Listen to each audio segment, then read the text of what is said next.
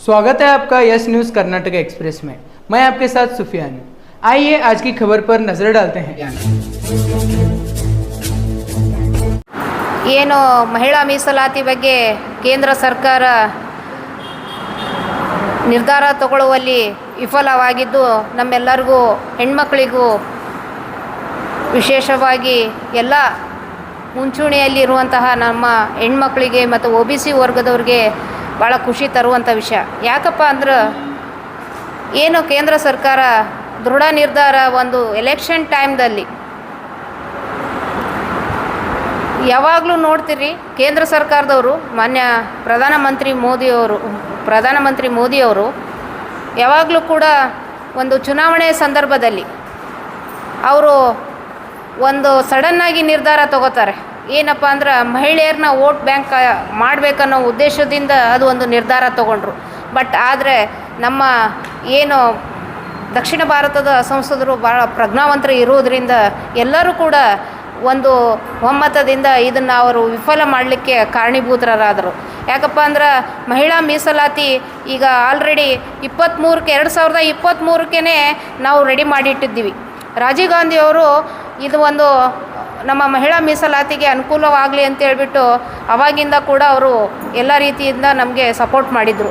ಮಹಿಳೆಯರಿಗೆ ಕಾಂಗ್ರೆಸ್ ಸರ್ಕಾರ ಭಾಳ ಕೊಡುಗೆ ಕೊಟ್ಟಿದೆ. BJP ಅವ್ರು ಕೇಳ್ತಾ ಇದ್ದಾರೆ, BJP ಅವರು ಮಹಿಳಾ ಮಣಿಗಳು ಮಾತಾಡ್ತಾ ಇದ್ದಾರೆ ಏನು ಕೊಟ್ಟಿದೆ ಅಂತೇಳಿ ಹೇಳೋಕ್ಕೂ ಕೂಡ ಬಾಯಿ ಕೊಟ್ಟಿರೋದೇ ನಮ್ಮ ಕಾಂಗ್ರೆಸ್ ಸರ್ಕಾರ. ಯಾಕಂದ್ರೆ ಆ ಪ್ರಜ್ಞಾವಂತರಾಗಲಿಕ್ಕೆ ನಮ್ಮ ಕಾಂಗ್ರೆಸ್ ಸರ್ಕಾರದ ಕಾಲೇಜ್ಗಳು ಸ್ಕೂಲ್ಗಳು ಕಾರಣ. ಅವರು ಅರ್ಥ ಮಾಡ್ಕೋಬೇಕು. ಸಂವಿಧಾನವನ್ನು ಬರೆದಂಥ ನಮ್ಮ ಡಾಕ್ಟರ್ BR ಅಂಬೇಡ್ಕರ್ ಅವರು ಒಂದು ರೀತಿಯಲ್ಲಿ ಮಹಿಳೆಯರಿಗೆ ಹೆಚ್ಚಿನ ಪಾತ್ರ ಅಲ್ಲಿ ಕೊಟ್ಟರೆ ನಮ್ಮ ಕಾಂಗ್ರೆಸ್ ಸರ್ಕಾರ ಅದಕ್ಕೆ ಅನುಕೂಲ ಆಗಲಿ ಅಂತೇಳಿ ಇನ್ನೊಂದಿಷ್ಟು ಬಲ ತುಂಬಿದೆ ನಮ್ಮ ಕಾಂಗ್ರೆಸ್ ಪಕ್ಷ. ಯಾಕಪ್ಪ ಅಂದ್ರೆ ಪ್ರತಿಯೊಂದು ಹೆಣ್ಮಗಳು ಹೊರಗೆ ಬರಬೇಕಪ್ಪ ಅಂದ್ರೆ ಏನೋ ಒಂದು ಇದ್ರೊಳಗೆ ಇರ್ತಿದ್ರು. ಆದರೆ ಈ BJP ಸರ್ಕಾರದಲ್ಲಿ ಒಂದು ಬಿಕ್ಕಟ್ಟಿನೊಳಗೆ ಇದ್ದಾರೆ ಹೆಣ್ಮಕ್ಳು ಅದು ಏನಪ್ಪ ಅಂದ್ರೆ ಈಗ ಮೋದಿ ಸರ್ಕಾರ ಅವರು ಏನು ಮಾಡ್ತಾ ಇದ್ದಾರೆ, ಮಹಿಳೆಯರಿಗೆ ಸ್ಥಾನಮಾನ ಕೊಡಲಿ ವಿಫಲ ಆಗ್ತಿದ್ದಾರೆ. ಇವರು 33% 30 ತಿಂಗಳಾಯಿತು ಕೊಟ್ಟು ಅಂಗೀಕಾರ ಮಾಡಿ ಅದನ್ನು ರೆಡಿಯಾಗಿ ಅವರು ಪ್ರೂವ್ ಮಾಡಬೇಕಾಗಿತ್ತು. ಇಷ್ಟು ದಿನ ಯಾಕೆ ತೊಗೋಬೇಕಾಗಿತ್ತು? ಅವರು ಮಾಡಬೇಕಾಗಿತ್ತಲ್ಲ ಆವಾಗನೇ. ಈಗ ಅದನ್ನು ಮಹಿಳಾ ಮೀಸಲಾತಿ ಅನ್ನೋ ಒಂದು ಹೆಸರನ್ನ ತಗೊಂಡು ಡಿಲಿಮಿಟೇಷನ್ ಅನ್ನೋ ಒಂದು ಕಾರ್ಯರೂಪಕ್ಕೆ ತರಲಿಕ್ಕೆ ಹೊರಟಿದ್ದಾರೆ. ಅದು ಆಗಂಗಿಲ್ಲ, ಅದು ನಾವು ಮಾಡ್ಲಿಕ್ಕೆ ಬಿಡಂಗೂ ಇಲ್ಲ ಎಲ್ಲ ಮಹಿಳೆಯರು. ಇದು ಒಂದು ನಮಗೆ ಭಾಳ ಒಂದು ಗೆಲುವಿನ ವಿಷಯ ಅಂತ ಹೇಳ್ಬೋದು. ಆದರೆ 33% ಮಹಿಳಾ ಮೀಸಲಾತಿ ಕೊಡಲೇಬೇಕು. ಕೊಡಲ್ಲ ಅಂದರೆ ನಾವು ಬಿಡಂಗಿಲ್ಲ. ನಾವು ಹೋರಾಟ ಮಾಡಾದ್ರೂ ನಾವು ತೊಗೊಳ್ತೀವಿ ಅಂತೇಳಿ ನಾವೊಂದು ಈ ಮಾತನ್ನು ಹೇಳಕ್ಕೆ ಇಷ್ಟಪಡ್ತೀನಿ.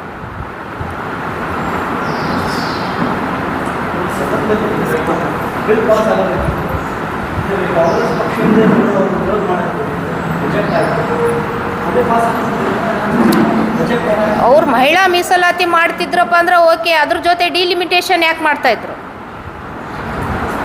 ಡಿಲಿಮಿಟೇಷನ್ ನಮ್ಗೆ ಯಾರಿಗೂ ಹೇಳಿಲ್ಲ. ನಮ್ಮ ಒಕ್ಕೂಟದ ಏನೋ ಒಂದು ಇದು ಇದೆ, ಆ ನಿರ್ಧಾರದಲ್ಲಿ ಅವ್ರದ್ದು ಫೇಲ್ ಆಯಿತು. ಡಿಲಿಮಿಟೇಷನ್ ಯಾಕೆ ಮಾಡಿದರು? ಮಹಿಳಾ ಮೀಸಲಾತಿಗೆ ಯಾರ್ದು ನಮ್ಮದು ಕಾಂಗ್ರೆಸ್ ಸರ್ಕಾರದವ್ರದ್ದು ವಿರೋಧ ಇಲ್ಲ. ಯಾಕಪ್ಪ ಅಂದ್ರೆ ನಮ್ಮ ಪಕ್ಷದಲ್ಲಿ ಒಂದು ಪ್ರಧಾನಮಂತ್ರಿಯಾಗಿ ಆಯ್ಕೆ ಮಾಡಿದಂಥ ಪಕ್ಷ ಯಾವುದಾದ್ರು ಇತ್ತಪ್ಪ ಅಂದ್ರೆ ಅದು ನಮ್ಮ ಕಾಂಗ್ರೆಸ್ ಪಕ್ಷ. ನಮ್ಮ ಇಂದಿರಾ ಗಾಂಧಿಯವರು ಕೂಡ ಒಂದು ಮಹಿಳೆ. ಇನ್ನೂ ತನಕ ಅವ್ರು BJP ಸರ್ಕಾರದಲ್ಲಿ ಯಾರೂ ಒಬ್ಬರು ಒಂದು ಮಹಿಳೆ ಆಗಿಲ್ಲ.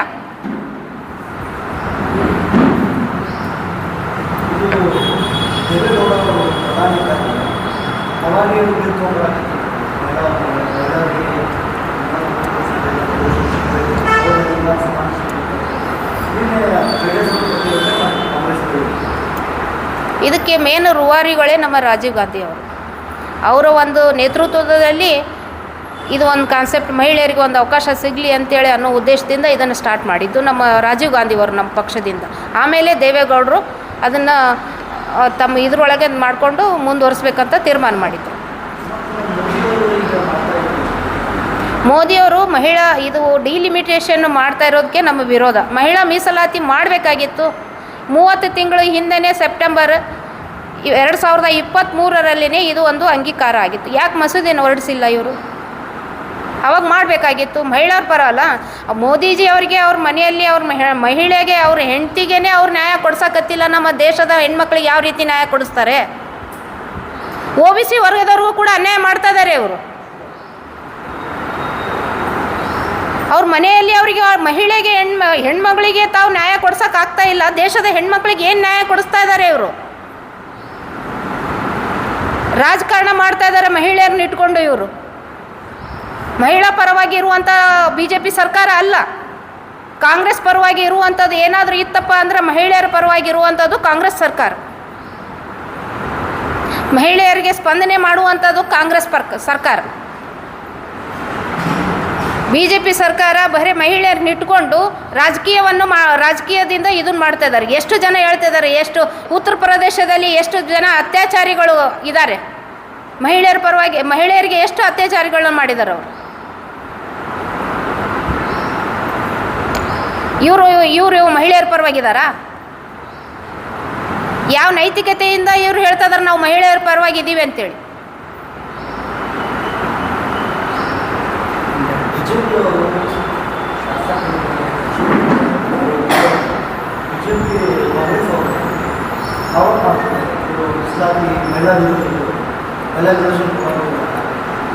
ಮಹಿಳಾ ವಿರೋಧಿಗಳಂತೇಳಿ ಅಂದರೆ ನಮ್ಮ ಕಾಂಗ್ರೆಸ್ ಸರ್ಕಾರದಲ್ಲಿ ಏನು ಮಹಿಳೆಯರಿಗೆ ಕೊಟ್ಟಂಥ ಸ್ಥಾನಮಾನಗಳು BJPಯಲ್ಲಿ ಯಾರು ಕೊಟ್ಟಿದ್ದಾರೆ ಹೇಳ್ರಿ?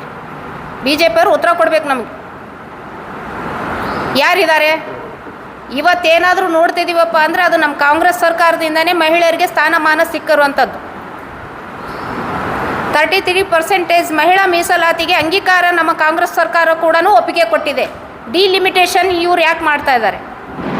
ಡಿಲಿಮಿಟೇಷನ್ ಮಾಡೋದ್ರಿಂದ ಹಿಂದುಳಿದ ವರ್ಗದ ಮಹಿಳೆಯರಿಗೂ ಕೂಡ ಅನ್ಯಾಯ ಆಗ್ತದೆ. ಸರಿ ಸಮನಾಗಿ ನೋಡುವಂಥ ಪಕ್ಷ ಯಾವುದಾದಿತ್ತಪ್ಪ ಅಂದರೆ ಅದು ಕಾಂಗ್ರೆಸ್ ಸರ್ಕಾರ. ನಮಗೆ ಮೀಸಲಾತಿ ವಿರೋಧ ಇಲ್ಲ, ಡಿಲಿಮಿಟೇಷನ್ ವಿರುದ್ಧ ಇದೆ. ಮೀಸಲಾತಿಗೆ ನಮ್ಮದು ಸಂಪೂರ್ಣ ಅನುಮತಿ ಇದೆ.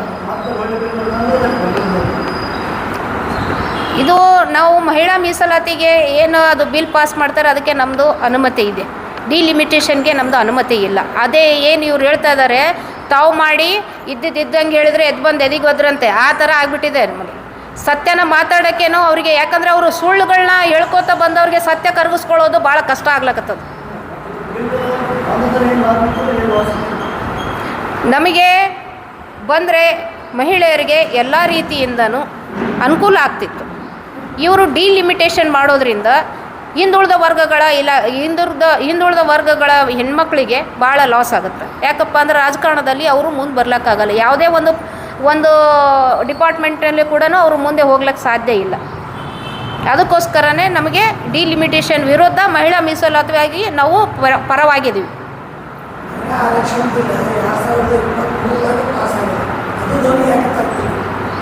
ಅದನ್ನೇ ಇವ್ರು ಯಾಕೆ ಮಾಡಿಲ್ಲ, ಇಷ್ಟು ದಿನ ಯಾಕೆ ತೊಗೊಂಡ್ರು ಟೈಮ್ ಅಂತೇಳಿ ನಮ್ಮ ವಾದ.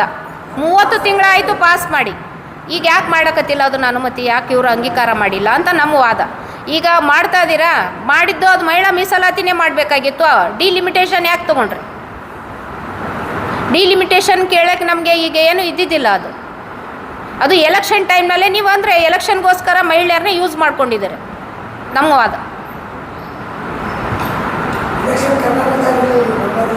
ಯಾವುದಾದ್ರೂ ಏನು ಮಹಿಳೆಯರದು ಪರವಾಗಿದ್ದಾಗ ಇದು ಸರ್ಕಾರದ ಐತಪ್ಪ ಅಂದ್ರೆ ಕೇಂದ್ರ ಸರ್ಕಾರದ ಇಡೀ ಕರ್ನಾಟಕ ಅಲ್ಲ, ಇಡೀ ದೇಶಕ್ಕೇ ಬರುವಂಥದ್ದು. ನಾನು ವಿದ್ಯಾವತಿ ಅಂಕಲ್ಗೆ ಅಂತೇಳಿ ಮಾಜಿ ಅಧ್ಯಕ್ಷ ಮಹಿಳಾ ಕಾಂಗ್ರೆಸ್ ಅಂತ ಅಡ್ವೊಕೇಟ್. ಈಗ 2023 ನಮ್ಮ ಕಾಂಗ್ರೆಸ್ ಸರ್ಕಾರ ಇದ್ದೊತ್ತಿನೊಳಗೆ ಮೊದಲೇ ಆಗಿತ್ತು. ನಮ್ಮ ರಾಜೀವ್ ಗಾಂಧಿಯವರು ಈಗ ಜನತಾ ನಾವೆಲ್ಲ ನೋಡ್ತೀವಿ, ಈಗ ಜಿಲ್ಲಾ ಪಂಚಾಯತಿ ತಾಲೂಕು ಪಂಚಾಯತಿ ಒಳಗೆಲ್ಲ 33% ಬಂದಿದೆ ಆಲ್ರೆಡಿ. ಅದು 2023 ಏನು ಜಾರಿ ಆಗ್ಯದಲ್ಲ, ಅದು ಏನದ ಯಥಾವತ್ತಾಗಿ ಜಾರಿ ಒಳಗೆ ತೊಗೊಂಬರ್ಬೇಕಾಗಿತ್ತು. ಇವರು ಅದರೊಳಗೆ ಏನೂ ಮಾರ್ಪಾಡು ಮಾಡೋ ಅವಶ್ಯಕತೆನೇ ಇಲ್ಲ. ಈಗಾಗಲೇ ಮೀಸಲಾತಿ ಸಿಕ್ಕದ ಅದ್ರೊಳಗೆ, ಅದನ್ನು ಯಾಕೆ ಜಾರಿ ತೊಗೊಂಬಂದಿಲ್ಲ ಇವರು ಅನ್ನೋದನ್ನೇ ನಾವೆಲ್ಲರೂ ಕೇಳೋದು. ಈಗ ಜನಸಂಖ್ಯೆ ಆಧಾರದ ಮೇಲೆ ಅಂತ ಹೇಳ್ತಾರಲ್ಲ, ಜನಸಂಖ್ಯೆ ಆಧಾರ ಹೆಂಗೆ ಮಾಡ್ತಾರೆ ಇವರು? ಈಗ ಉತ್ತರ ಭಾರತದೊಳಗೆ ಏನದ ಜನಸಂಖ್ಯೆ ಭಾಳ ಅದ, ದಕ್ಷಿಣ ಭಾರತಕ್ಕೆ ಜನಸಂಖ್ಯೆ ಕಡಿಮೆ ಆಗ್ತದೆ. ಈಗ ನಾವು 443 ಏನು ನಮಗೆ 545 ಏನು ಬರ್ತಾವೆ ನಮ್ಮ ಸೀಟ್ಗಳು, ಅದು ಅಲ್ಲೆಲ್ಲ 800 ಮೇಲೆ ಹೋಗ್ತಾವೆ. ಹಿಂಗಾಗೋದ್ರಿಂದ ಏನಾಗ್ತದೆ, ಬ್ಯಾಲೆನ್ಸ್ ಇಂಬ್ಯಾಲೆನ್ಸ್ ಆಗ್ತದೆ. ಹಿಂಗಾಗೋದ್ರಿಂದ ಏನಾಗ್ತದೆ, ಒಂದೇ ಕಡೆ ಸರ್ವಾಧಿಕಾರ ಆಗ್ತದೆ. ಉತ್ತರ ಭಾರತ ಗ್ರೇಟ್ ಆಗ್ತೈತಿ, ನಮ್ಮ ದಕ್ಷಿಣ ಭಾರತ ಕೆಳಗೆ ಉಳಿತೈತಿ. ಉತ್ತರ ಭಾರತದ ತಮ್ಮ ಕೈಯೊಳಗೆ ತೊಗೊಂಡ್ರು ಅಂದ್ರೆ ಈಗ ಅವ್ರ ಉದ್ದೇಶ ಏನದು ಅಂತಂದ್ರೆ ಪೂರ್ತಿ ಉತ್ತರ ಭಾರತ ತಮ್ಮ ಕೈಯೊಳಗೆ ಬಂತು ಅಂದ್ರೆ ಅಲ್ಲಿ ಮೆಜಾರಿಟಿ ಹೆಚ್ಚಾಗೋದ್ರಿಂದ ಜನಸಂಖ್ಯೆ ಆಧಾರದ ಮೇಲೆ ಮೆಜಾರಿಟಿ ಹೆಚ್ಚಾಗೋದ್ರಿಂದ ನಾಳೆ ಇವರು ಸಂವಿಧಾನಕ್ಕೆ ಕೂತು ತೊಗೊಂಬರ್ತಾರೆ. ತಿದ್ದುಪಡಿ ಬೇಕಾದ ತಿದ್ದುಪಡಿ ಮಾಡ್ಬೋದು, ಇವರು ಸಂವಿಧಾನನೇ ಇಲ್ಲಾಗಲೇ ಮಾಡಿಸ್ಬೋದು. ಈ ನಿಟ್ಟಿನೊಳಗೆ ಅವ್ರು ವಿಚಾರ ಮಾಡಕತ್ತಾರೆ. ಮುಂದಿನ ಎಲ್ಲನೂ ವಿಚಾರ ಮಾಡಿ ಅವ್ರು ಏನೇ ಜನಸಂಖ್ಯೆ ಆಧಾರದ ಮೇಲೆ ಆಗಲಿ ಅಂತ ಹೇಳ್ತಾರೆ. ನಮ್ಮದೇನದ ನಾವು ಪೀಪಲ್ ನಮ್ಮದೇನದ ಮೊದಲಿಂದ ಏನದಲ್ಲ ಅಜೆಂಡಾ ಆ ಪ್ರಕಾರ ಹೋಗಲಿ, ಜನಸಂಖ್ಯೆ ಆಧಾರ ಬೇಡ ನಮಗೇನದ ನಮ್ಮ ಇದ್ದಿದ್ರೊಳಗೆ ಮಹಿಳೆಯರಿಗೆ ನೀವು 10% ಕೊಡ್ತೀರಾ, ಪರ್ಸೆಂಟೇಜ್ ಕೊಡಿರಿ, ಎಷ್ಟು ಕೊಡ್ತೀರಿ ಕೊಡಿರಿ, ಎಲ್ಲನೂ ನಮ್ಮ ರಿಪ್ರೆಸೆಂಟೇಷನ್ ಪೀಪಲ್ ರಿಪ್ರೆಸೆಂಟೇಷನ್ ಆ್ಯಕ್ಟ್ ಅಂತಂದದ, ಅದ್ರ ಪ್ರಕಾರ ನೀವು ಕೊಡಿರಿ. ಅದ್ರ ಪ್ರಕಾರ ಕೊಟ್ಟರೆ ಏನಾಗ್ತದೆ, ನಮ್ಗೆ ಆಲ್ರೆಡಿ 33% ನಮ್ಗೆ ಎಷ್ಟು ಬರಬೇಕು ಸೀಟ್ ಅಷ್ಟು ಬಂದೇ ಬರ್ತಾವೆ. ಉತ್ತರ ಭಾರತಕ್ಕೆ ಎಷ್ಟು ಬರಬೇಕು ಅಷ್ಟು ಬಂದೇ ಬರ್ತಾವೆ. ಇವರು ನಮ್ಮ ಮೇಲೆ ದಬ್ಬಾಳಿಕೆ ಮಾಡೋ ಸಲುವಾಗಿ ಉತ್ತರ ಭಾರತ ಮತ್ತು ದಕ್ಷಿಣ ಭಾರತ ಅಂತೇಳಿ ಡಿವೈಡ್ ಮಾಡಕತ್ತಾರೆ. ಇದು ಇಷ್ಟು ಕೆಟ್ಟ ಪರಿಸ್ಥಿತಿಗೆ ಹೋಗ್ತದಂದ್ರೆ ಮುಂದೊಂದು ಕಾಲಕ್ಕೆ ಬಹುತರ ದೇಶ ಎಲ್ಲ ಆಗೋ ಪರಿಸ್ಥಿತಿನೂ ಬರ್ಬೋದು. ಆ ಒಂದು ಕೆಟ್ಟ ಪರಿಸ್ಥಿತಿ ಬರಬಾರ್ದು ನಮ್ಮ ದೇಶಕ್ಕೆ ಅನ್ನೋ ಉದ್ದೇಶಕ್ಕಾಗಿ ನಮ್ಮ ರಾಹುಲ್ ಗಾಂಧಿಯವರು ಅದನ್ನೇ ಹೇಳಿದರು, ನಾವು ಮಹಿಳಾ ಮೀಸಲಾತಿಗೆ ವಿರೋಧ ಇಲ್ಲ, ಈಗಾಗಲೇ ಜಾರಿಗಳು ಬಂದಿರ್ತದೆ, ಅದಕ್ಕೆ ನಮ್ಮದು ತಕರಾರಿಲ್ಲ. ಆದರೆ ಈ ಇಲೆಕ್ಷನ್ ಟೈಮ್ದೊಳಗೆ ನೀವು ಇದನ್ನು ಯಾಕೆ ತೊಗೊಂಡು ಬಂದ್ರಿ, ಅದ್ರ ಜೊತೆಗೆ ಯಾಕೆ ಸೇರಿಸಿದ್ರಿ, ಇದನ್ನು ಅವು ಸೆಪ್ರೇಟ್ ಮಾಡಬೇಕಾಗಿತ್ತು. ಮತ್ತು ಅವ್ರ ಉದ್ದೇಶ ಹೆಂಗಿತ್ತು ನೋಡ್ರಿ, ಇದು ಬಿಲ್ ಜಾರಿ ಆಗೋದಿಲ್ಲ ಅನ್ನೋದು ಅವ್ರಿಗೆ ಗೊತ್ತಿತ್ತು. ಅದಕ್ಕಾಗಿಯೇ ಮೊದಲೇ ಅವರು ಬ್ಯಾನರ್ಗಳನ್ನೆಲ್ಲ ಪ್ರಿಂಟ್ ಮಾಡ್ಕೊಂಬಂದು ಕುಂತಾರೆ. ಇವ್ರಿಗೆ ಆಗ್ತದ ಇಲ್ಲ ಅನ್ನೋದು ಹೆಂಗೆ ಗೊತ್ತಿತ್ತು ರೀ, ಮೊದಲು ಆಗೋದಿಲ್ಲ ಅಂತ ಗೊತ್ತಿತ್ತಂತ ಗೊತ್ತಾಗ್ತದಲ್ಲ ಇದ್ರ ಮೇಲಿಂದ. ಅವರೆಲ್ಲ ನಾವು ಶೋಭಾ ಕರಂದ್ಲಾಜಿಗೆ ಅದೆಲ್ಲ ನೋಡಿದ್ವಿ. ಒಮ್ಮೆ ನಮಗೆ ಅಧಿವೇಶನದಿಂದ ಹೊರಗೆ ಬಂದ ಕೂಡಲೇ ಎಲ್ಲರೂ ಹಿಡ್ಕೊಂಬಂದ್ರೆ ಬ್ಯಾನರ್, ಎಲ್ಲಿತ್ತು ಇವ್ರ ಕಡೆ ಬ್ಯಾನರ್, ಯಾರು ಮಾಡಿ ಕೊಟ್ಟಿದ್ರು ಇವ್ರಿಗೆ, ಅಡ್ವಾನ್ಸಾಗಿ ಹೆಂಗೆ ಗೊತ್ತಿತ್ತು ಇವ್ರಿಗೆ, ಯಾಕಂದರೆ ಇದೆಲ್ಲ ಟ್ಯಾಕ್ಟಿಸ್ ಅದ. ಮೊದಲು ಅವ್ರಿಗೆ ಗೊತ್ತಿತ್ತು ಮಹಿಳಾ ಮೀಸಲಾತಿ ತೊಗೊಂಡು ಬಂದೀವಿ ಅಂದ್ರೆ ಇವರು ಅದ್ರ ಜೊತೆಗೆ ಇದನ್ನು ಡಿಮ್ಯುನಿಟೇಷನ್ ಅದನ್ನು ರಿಜೆಕ್ಟ್ ಮಾಡೇ ಮಾಡ್ತಾರೆ ಅನ್ನೋದು ಅವ್ರಿಗೆ ಗೊತ್ತಿತ್ತು. ಅದಕ್ಕೆ ಅವ್ರದ್ದೇನು ಉದ್ದೇಶ, ಮಹಿಳೆಯರ ವಿರೋಧದಾರ ಕಾಂಗ್ರೆಸ್ನವರು ಅಂತ ತೋರಿಸ್ಬೇಕಾಗಿತ್ತು. ಆ ತೋರಿಸೋ ಉದ್ದೇಶಕ್ಕಾಗಿ ಇದನ್ನು ಮಾಡ್ಯಾರ. ನಿಜವಾಗಿ ಮಹಿಳಾ ಕಾಂಗ್ರೆಸ್ಗಾಗಲಿ ಮಹಿಳೆಯರಿಗಾಗಲಿ ಮುಂದೆ ತೊಗೊಂಬರ್ಬೇಕು ಅನ್ನೋಂಥ ಯಾವುದೋ ಉದ್ದೇಶ ಅವ್ರಿಗಿಲ್ಲ. ಅದು ಇದ್ದದ್ದು ಕೇವಲ ಕಾಂಗ್ರೆಸ್ನವ್ರಿಗೆ. ಇವ್ರದ್ದು ಏನದ ಕಣ್ಣು ಒರೆಸೋ ತಂತ್ರ.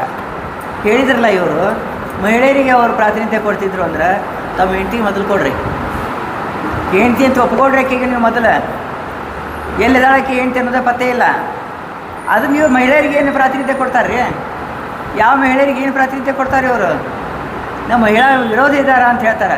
ಇವರು ಮೊದಲ ವಿರೋಧಿ ಇವರೇ ಇದ್ದಾರೆ, ಮಹಿಳಾ ವಿರೋಧಿಗಳು ಮೊದಲನೇ ವಿರೋಧಿನೇ ಅವರೇ ಇದ್ದಾರೆ.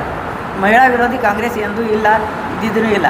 ಯಾಕಂದ್ರೆ ಪ್ರತಿಭಾ ಪಾಟೀಲ್ ಅವ್ರಿಗೆ ಮಾಡಿದವರು ಮಹಿಳೆಯರು, ನಮ್ಮ ಕಾಂಗ್ರೆಸ್ನವರು ರಾಷ್ಟ್ರಪತಿ ಮಾಡಿದರು. ಆಮೇಲೆ ಇವರು ದ್ರೌಪದಿ ಮುರ್ಮು ಅವ್ರಿಗೆ ಮಾಡಿದರು. ಕಾಂಗ್ರೆಸ್ನೊಳಗೆ ಇಂದಿರಾ ಗಾಂಧಿ ಅವರು ಆದರು. ಇವರೆಲ್ಲ ಆಗ್ಯಾರ, ಯಾರಾಗ್ಯಾರ ಕಾಂಗ್ರೆಸ್ನೊಳಗೆ? ಎಲ್ಲಿ ಆಗಿಲ್ಲ. ಎಲ್ಲೇ ಆಗಲಿ ನಮ್ಮ ಕರ್ನಾಟಕ ಅಂತ ಒಂದೇ ಅಲ್ಲ, ಇಡೀ ದೇಶದೊಳಗೆ ನೋಡಿರಿ ಎಲ್ಲ ಕಡೆಯೂ ಕಾಂಗ್ರೆಸ್ಸು ಒಳ್ಳೆಯ ಅಭಿಪ್ರಾಯದಿಂದ ಮಹಿಳೆಯರಿಗೆ ಮೀಸಲಾತಿ ಕೊಟ್ಕೊತ ಬಂದಿದ್ದಾರೆ. ನಮ್ಮ ರಾಜೀವ್ ಗಾಂಧಿಯವರು ಮಾಡಿದ್ರು ಅಂತೇಳಿ ಇವತ್ತು ಜಿಲ್ಲಾ ಪಂಚಾಯತಿ ತಾಲೂಕು ಪಂಚಾಯತಿ ಒಳಗೆ ಎಷ್ಟು ಜನ ಮಹಿಳೆಯರು ಬಂದಾರೆ. ಎಲ್ಲ ಮಹಿಳೆಯರು ನಮ್ಮನ್ನು ಕೊಂಡಾಡ್ತಾರೆ ಇವತ್ತು ಕಾಂಗ್ರೆಸ್ಸನ್ನು. ಅದನ್ನು ಇವ್ರು ಮಾಡಲಿಲ್ಲ. ನಾವು ಕಾಂಗ್ರೆಸ್ಸಿಗೆ ಯಾವಾಗಲೂ ಮಹಿಳಾ ಮೀಸಲಾತಿಗೆ ಯಾವಾಗಲೂ ವಿರೋಧ ಇಲ್ಲೇ ಇಲ್ಲ. ಈ ನಿಟ್ಟಿನೊಳಗೆ ಅವ್ರು ಮಾಡ್ತಿದ್ರು ಅಂದ್ರೆ ನಮ್ದು ಯಾವುದೂ ತಕರಾರಿಲ್ಲ. ಇವ್ರು ಡಿವೈಡ್ ಮಾಡ್ತಿದ್ರು ಅಂತಂದ್ರೆ ಆ ಪಾಲಿಸಿಗೆ ನಾವು ಒಪ್ಪಂಗಿಲ್ಲ. ಪೀಪಲ್ಸ್ ಆ್ಯಕ್ಟ್ ಏನೇದಲ್ಲ ಅದ್ರ ಪ್ರಕಾರ ಇವ್ರು ಮಾಡಿ ಅದನ್ನು ನಾವು ಒಪ್ಕೋತೀವಿ. ಅದು ಎಷ್ಟು ಪರ್ಸೆಂಟೇಜ್ ಬರ್ತದೆ ಅಷ್ಟು ಪರ್ಸೆಂಟೇಜ್ ಈಗ ಇದ್ದಷ್ಟೇ ಬರ್ತದೆ. ನಮ್ಮ ಪರ್ಸೆಂಟೇಜ್ ನಮಗೆ ಹೆಚ್ಚಾಗ್ತಾವೆ, ಅವ್ರು ಎಷ್ಟು ಆಗ್ತಾವೆ ಅವ್ರದ್ದು ಅಷ್ಟು ಲಿಮಿಟ್ ಮೇಲೆ ಆಗ್ತದೆ. ಅದ್ರ ಮೇಲೆ ಇವ್ರು ಕೊಡಲಿ. ಈಗ ನಮ್ಮ 543 ಇದಾವಲ್ಲ, ಅದ್ರೊಳಗೆ ನೀವು ಮಹಿಳೆಯರಿಗೆ ಕೊಡ್ರಿ ಮೀಸಲಾತಿ, ಅವರು ಕೊಡಲಿ ಮಹಿಳಾ ಮೀಸಲಾತಿ ಎಷ್ಟದ ಅಷ್ಟರೊಳಗೆ. ನಾವು ಅದಕ್ಕೆ ವಿರೋಧಿಲ್ಲ. ಈ ನಿಟ್ಟಿನೊಳಗೆ ಯಾವಾಗಲೂ ಮಹಿಳೆಯರ ಸಲುವಾಗಿಯೇ ಕಾಂಗ್ರೆಸ್ ಅದ ಅಂತ ಅನ್ನೋದನ್ನು ಒತ್ತಿ ಹೇಳಲಿಕ್ಕೆ ನಾವು ಪ್ರಯತ್ನ ಮಾಡ್ತೀವಿ ಮತ್ತು ನಾವು ಅದ್ರ ಜೊತೆಗೆ ಅದೀವಿ. ಈ ಹೋರಾಟ ನಾವು ಮುಂದುವರಿಸ್ತೀವಿ. ಈ ಹೋರಾಟ ಎಲ್ಲಿ ತನಕ ಅಂದ್ರೆ ಮಹಿಳಾ ಮೀಸಲಾತಿ ಜಾರಿ ಆಗೋ ತನಕನೂ ನಮ್ಮ ಹೋರಾಟ ಮುಂದುವರಿತದೆ. ಇದರೊಳಗೆ ಮಹಿಳೆಯರು ಅಂತಂದರೆ ಎಲ್ಲರೂ ಬರ್ತಾರೆ, ಎಲ್ಲ OBC ಹಿಡ್ಕೊಂಡು ಎಲ್ಲ ಮಹಿಳೆಯರು ಇದ್ರೊಳಗೆ ಬರ್ತಾರೆ. ಅದಕ್ಕಾಗಿ ಎಲ್ಲ ಮಹಿಳೆಯರಿಗೂ ಅವಕಾಶ ಸಿಗಬೇಕು. ನಮ್ಮ ರಾಜೀವ್ ಗಾಂಧಿಯವರು ಕಂಡಂಥ ಕನಸು ಮತ್ತೊಮ್ಮೆ ಸಫಲ ಆಗಬೇಕು ಅಂತ ಹೇಳಿ ನಮ್ಮ ಮಾತಿಗೆ ವಿರಾಮ ಕೊಡ್ತೇವೆ. ಎಲ್ಲರಿಗೂ ನಮಸ್ಕಾರ. ಯಾವುದೇ ಹೊಸ ಸುದ್ದಿಯನ್ನ ನೋಡಲು ನಮ್ಮ ಎಸ್ ನ್ಯೂಸ್ ಕರ್ನಾಟಕ ಎಕ್ಸ್‌ಪ್ರೆಸ್ನ ನೋಡ್ತಾ ಇರಿ. ಹಾಗೆ ನಮ್ಮ ಚಾನೆಲ್ನ ಸಬ್ಸ್ಕ್ರೈಬ್ ಮಾಡಿ, ಬಾಜು ಇರುವ ಬೆಲ್ ಐಕಾನ್ ಅನ್ನ ಕ್ಲಿಕ್ ಮಾಡಿ. ಹಾಗೆ ನಮ್ಮ ಚಾನೆಲ್ನ ಲೈಕ್ ಮಾಡಿ, ಶೇರ್ ಮಾಡಿ. ನಮ್ಮ ನಡೆ ಸತ್ಯದ ಕಡೆ.